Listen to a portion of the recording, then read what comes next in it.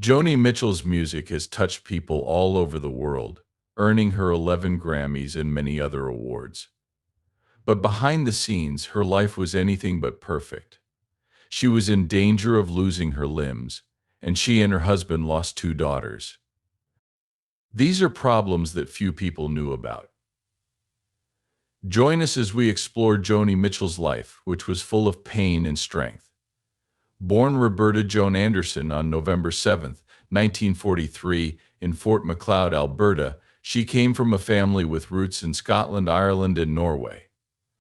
Her mother, Myrtle Margaretite, worked as a Joan's father, William Andrew, was a pilot in the Royal Canadian Air Force, so the family moved around a lot when she was young, especially during the rough times of World War II.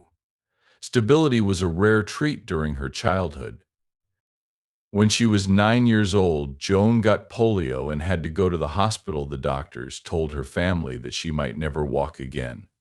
Spending Christmas in a hospital bed is the last thing any child would want, but Joan's spirit stayed strong. She filled the ward with Christmas carols and sang with such enthusiasm that even the nurses were shocked, and it showed how much she loved performing and how much comfort it gave her.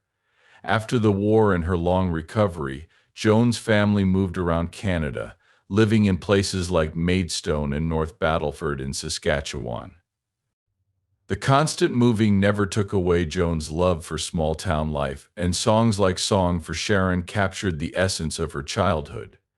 When she was 11, her family moved to Saskatoon, which she would always consider her true hometown. The city left a lasting impression on her and became a place she loved very much. Joni Mitchell had a hard time with school. Other kids loved reading and math, but Joni felt out of place because she loved painting and being creative in general. In an interview with Rolling Stone in 1979, she talked about how she thought schools taught people what to think instead of how to think. Even though she didn't connect with traditional academics, Joan's love for art and creativity ran deep. She dreamed of singing, dancing, and doing anything that made her spirit soar. She tried learning classical piano for a while, but it wasn't until she met Mr. Kratzman, a special teacher, that she found her true creative voice. He sparked her interest in writing poetry, and she later dedicated her first album to him as a thank you. Despite her creative interests, Joni had trouble focusing in school. She dropped out in the 12th grade and became involved with a bad crowd. Some of her friends were going down dangerous paths and getting into serious trouble. Realizing that a life of crime wasn't glamorous and wanting to avoid going to jail, Joni decided to pull herself away from those influences and go on a better path. Determined to finish her education, she went back to school and took summer classes to catch up, earning her high. Joni Mitchell's high school diploma was a big deal for her, because it let her finally focus on what she loved most: painting. She once said, "My talent would have burned out long ago, I think, as a writer or a musician, if it wasn't for the painting." Painting wasn't just a hobby for her, it was a source of energy that kept her art flourishing. Boni was a painter known for his emotional and expressive style. His approach to art spoke to Joan's creative spirit, so she left her family and moved to Calgary to attend the Alberta College of Art. It was a risky move, but she felt it was the right one. However, life in Calgary didn't go as planned. To make ends meet, Joni worked as a waitress and did modeling for department stores. Even though she did well in school, the school's strict focus on technical skill over real creativity left her feeling frustrated. Joni found herself fighting the labels of being either a commercial artist or a fine artist. It stifled her, and when she was 20, she made the hard decision to leave college after only 1 year. This choice upset her parents, who had always valued education, especially since they had lived through the Great Depression. Despite their disappointment, Joni felt she needed to follow her own direction, even if it meant going against what her parents wanted. Looking back on her time in art school, she once said, "I had to undo some of my art education. It took me a long time to find my true self as a painter, because I was taught poorly at that time." Those early struggles only made her more determined to make her own way, even if it meant going against what her parents wanted. Joni Mitchell's journey to fame, even after she dropped out of art school, she never gave up on her dreams. She kept her love of music alive by performing folk songs at college events and local venues. She got a job at the Depression Coffee House in Calgary, where she sang heartfelt, sad songs that touched the audience, even though she only made $1 a week on the weekends. She also performed at Hootenannies and was on TV and radio shows in Calgary, but deep down, Joni wanted more for herself. At age 20, she made a decision that changed her life. Telling her mother she was leaving her home in Western Canada to become a folk singer, she left for Ontario for the first time. On the 3-day train ride to Toronto, she got ideas and wrote her first song every day. This was the real start of her songwriting career. Along the way, she stopped at the Mariposa Folk Festival to see Buffy St. Marie, an artist she admired, perform. A year later, Joni would perform at the same festival, and Buffy would eventually sing her songs. When she got to Toronto, she faced immediate problems trying to join the Musicians Union and perform at the. She played at smaller venues like the Half Beat and the Village Corner in Yorkville, a warm and artsy Toronto neighborhood. Her shows were often held in church basements and YMCA halls where union membership wasn't required. She was tired from all her hard work, but it was hard to get into the best folk clubs in Toronto. When money was tight, Joni started playing her guitar and singing for people on the street, but the small amounts of money she made weren't enough to keep her going. She got a job in the women's clothing section of a department store and lived on a. Because she didn't have much money, she rented a simple room in a boarding house and happened to live across the hall from a poet named Duke Redbird. Even though life in Toronto was hard and her future wasn't clear, Joni held on to her dreams. But life had other plans and shocks were waiting to happen when she least expected them. In late 1964, Joni Mitchell found out she was pregnant.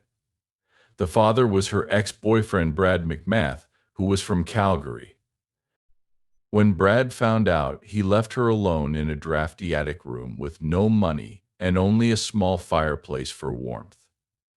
The place was run down, with broken banisters and signs of previous tenants everywhere.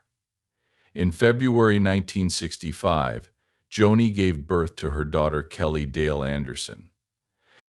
Even though she loved her baby very much, Joni knew she couldn't give her the life she deserved, so she made the hard decision to place her daughter for adoption. It was a secret she kept for many years. Not long after her daughter was born, Joni went back to what kept her going: music. She started performing in Yorkville again, often with her friend Vicky Taylor. The two of them sang Joan's original songs and showed off her unique guitar playing. In March and April of that year, Joni got a job at the Penny Farthing, a folk club in Toronto. It was there that she met Chuck Mitchell, a folk singer from Michigan. Chuck was immediately drawn to Joan's talent and saw the potential in her songs. He promised to help her break into the music scene in the U.S., giving her a chance to reach more people than just Canadians. In late April 1965, Joni made a big move. She left Canada for the first time and went to the U.S. with Chuck by her side. The two started performing together, sharing stages. A few months later, in June, Joni, then 21 years old, married Chuck in a formal ceremony in his hometown. Joni Mitchell made her own wedding dress and the dresses for the bridesmaids because money was tight. She walked down the aisle holding a bouquet of daisies, feeling a mix of hope and determination. After the wedding, Joni and Chuck moved to Detroit's Cass Corridor and played their music at coffee shops, bars, and small venues where anyone would listen. While living in Detroit, Joni learned new guitar techniques from another musician, Eric Anderson. She also appeared on a local TV show called Let's Sing Out, but her marriage to Chuck Mitchell was rocky from the start. Joni later talked openly about their union, saying it was more about practicality than romance. In a 1997 interview with the Los Angeles Times, she said the main reason for the marriage was to create stability for her daughter. 1 month into the marriage, he chickened out, and I chickened out, she said. The marriage had no basis except to provide a home for the baby. She added that their relationship had deeper problems, with Chuck being older and smarter than Joni, making Joni feel less important in comparison. Chuck's insecurities grew as Joan's music career took off and her songwriting became famous. He started to feel overshadowed by her talent and success. The marriage fell apart, and by early 1967, Joni and Chuck were divorced. After the divorce, Joni moved to New York City to pursue her music career on her own. She toured up and down the East Coast, performing in cities like Philadelphia, Boston, and even Fort Bragg, North Carolina. Her unique way of writing songs and her impressive guitar skills started to get attention. A Star is Born. Joni Mitchell's journey brought her to the attention of Tom Rush, a famous folk singer. He was captivated by her songwriting, especially the song Urge for Going. Tom was so taken with it that he wanted Judy Collins, a big name in folk music, to hear it. At first, Judy wasn't interested, so Tom decided to record it himself. Soon after, country singer George Hamilton IV heard Tom's version and was so moved that he recorded his own, which became a hit in the country charts. More musicians discovered Joan's work, Buffy's Marie. Dave Van Ren started singing both sides of the circle game, but Judy Collins changed her mind and recorded both sides, which became a huge hit for her. She also included Joan's Michael from the Mountains on her 1967 album Wildflowers, and Collins even covered Chelsea Morning, making it more famous than Joan's original version. Mitchell's music started to spread, connecting with fans and other artists. In 1967, while performing at the Gaslight South in Coconut Grove, Florida, Joni caught the attention of David Crosby, who was mesmerized by her talent and presence and knew right away. Determined to help, Crosby brought her to Los Angeles and introduced her to his network. It didn't take long for Elliot Roberts to become interested in her, and he would go on to have a big impact on her career. Soon after, Joni was signed to Reprise Records by talent scout Andy Wickham. Crosby was a big part of convincing Reprise to let Joni record her first album on her own terms, so she could stay true to her own style and avoid the folk rock trends of the time. This let Joni make an album that really showed off her voice and artistry. In 1968, Joni Mitchell's first album, Song to a Seagull or just Joanie Mitchell, was released by Reprise Records.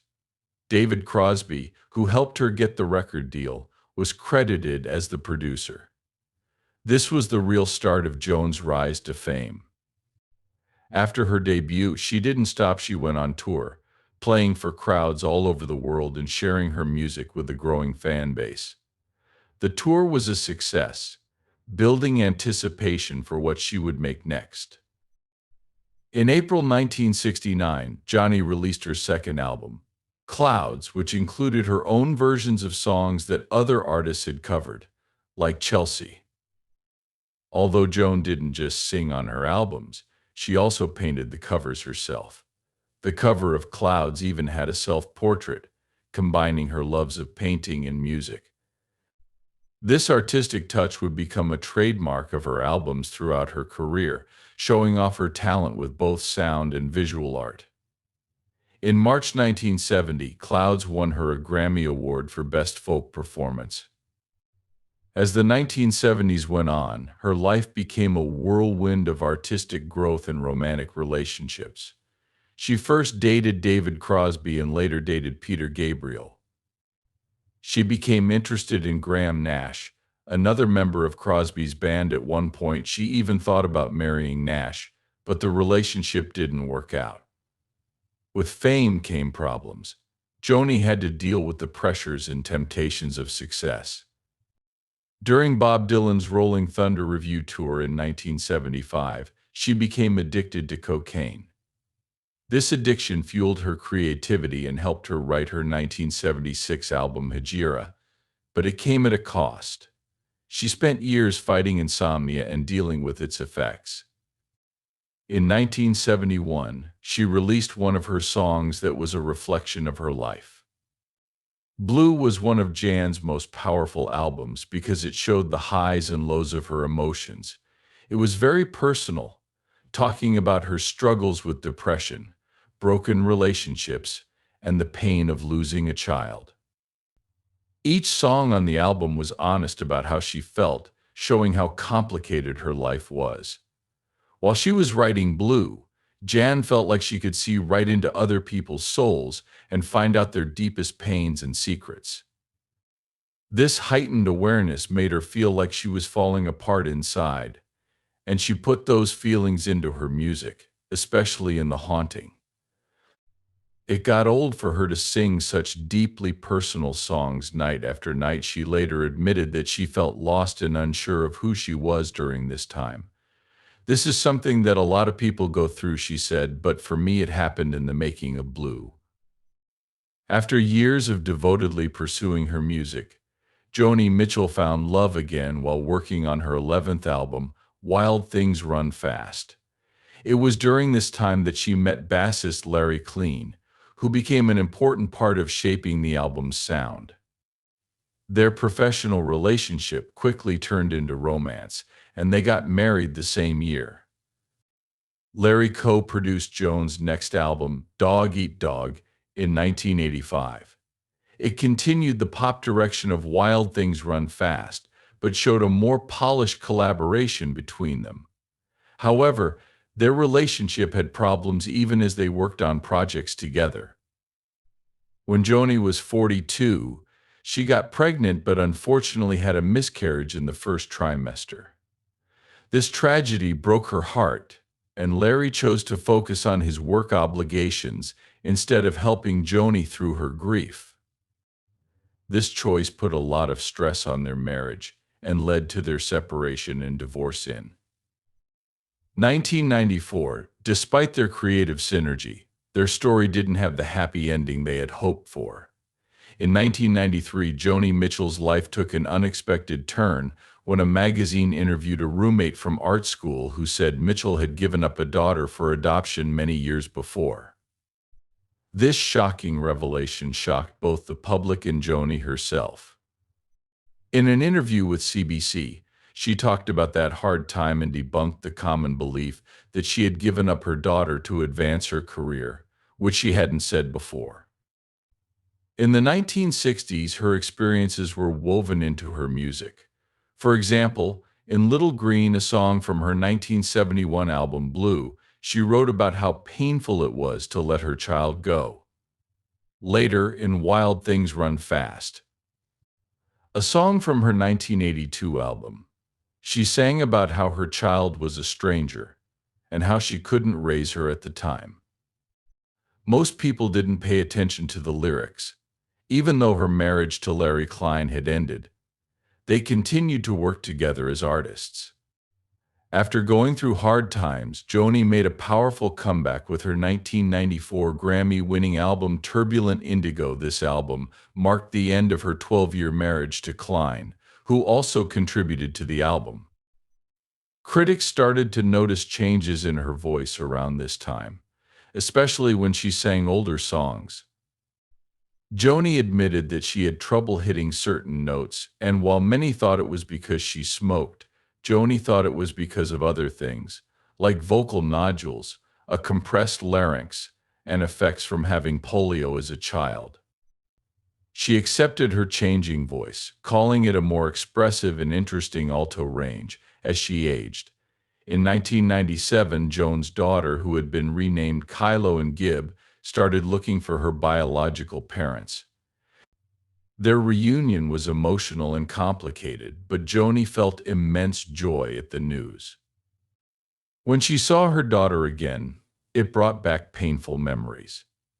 After they got back in touch, Joanie took a break from writing songs because she realized how much her daughter's birth and adoption had affected her life and art. In 2001, their relationship hit a breaking point when a heated argument turned into a physical altercation, with reports of Joanie slapping Corin. This created a rift, and they stopped talking to each other. Over time, Joanie and Corin started to rebuild their relationship, and by the next decade, they were on the road to healing. In a 2013 interview with the Toronto Star, Joanie talked about how far they had come, and she was pretty rough. We laughed about the little tricks we played and the ways we could hurt each other, but that's all behind us now. Now let's talk about Joni Mitchell's health problems. For years, she has had to deal with the problems of Morgan's disease, a condition that is still unknown and debated. According to the Mayo Clinic, Morgan's is a skin condition where tiny fibers or particles come out of sores. There is ongoing disagreement in the medical community about whether it should be recognized as a real disease. In a 2009 interview with the Los Angeles Times, Mitchell talked about her struggles. In interviews, Joanie talked about her condition. I have this strange, incurable condition that feels like it's from another world. Fibers of all colors come out of my skin like mushrooms after it rains, and no one can tell if they are animal, vegetable, or mineral. Joanie chose to step back from the spotlight to bring attention to Morgellons and help people who were suffering from it. But life threw her another challenge in March 2015, when she was found unconscious at her home in Los Angeles after a brain aneurysm had burst. Her recovery was hard, requiring daily rehab and physical therapy. Making her first public appearance at a Chick Corea concert in Los Angeles in August 2016 was a big step in her journey. She went to a few more events, and by November 2018, David Crosby said she was making progress in her recovery, even relearning how to walk. There was new hope for her recovery, as James Taylor, a longtime friend and collaborator, said in an interview in early 2020, "She's coming back, which is amazing to see, and I wonder what she has to say to us." He talked about this experience and said that Joni Mitchell's impact on the music world is still felt today. Artists like Taylor Swift, Prince, Ellie Goulding, and Harry Styles have all named her as an example. Her music has a way of touching people deeply, and it's clear that her legacy will live on for many years to come.